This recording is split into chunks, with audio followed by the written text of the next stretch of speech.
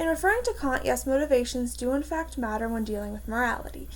If something is done to help oneself, it is not moral, even if someone else is benefited as well by the action. Accidentally doing something that benefits another is not moral. For Kant, for an action to be moral, it has to be intentional, meaning that for an action to be moral, it must have been done solely in an attempt to follow the moral and ethical codes. A right action has to be done in goodwill in order to have moral value.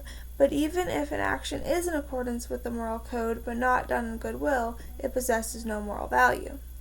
I agree with Kant in this. I think it is important to make sure good works are intentional and not just accidental. People should not be praised because what they did just happened to follow the moral code. Instead, people should be praised for following the moral code when their action was intentional to follow the code, but their only reason being that they knew it was their duty to follow the code. That is when their action has value. A motivation is deemed good when it is not self-favoring. The motivation behind the action is to help someone else or the general population rather than just oneself.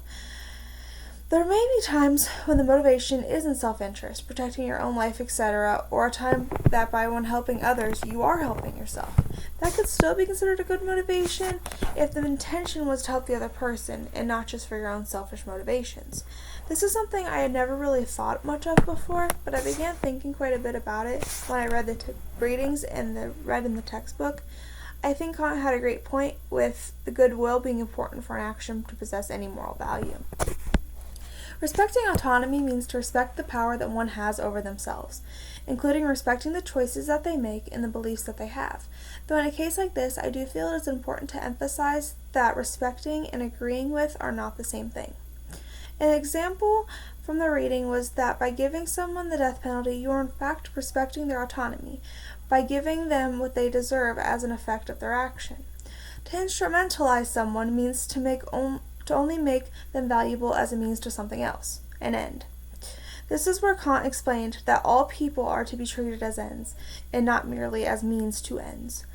He focused on how all people have value, and more importantly, all people have equal value. One objection I have to him, however, is the absolute perfect duties, like keeping promises and lying. In general, I very much agree with him that it is wrong to lie and it is wrong to break a promise. But there are cases that the alternative would be putting someone else's life on the line or another drastic situation, which I think the textbook did a really nice job covering and elaborating these concepts, with the examples being a murderer after your friend and a woman needing help with her life on the line. In these situations, I agree with the textbook that in extreme situations as these, it would seem to be more morally acceptable to lie than to risk someone's life, or to break a promise than to let someone die.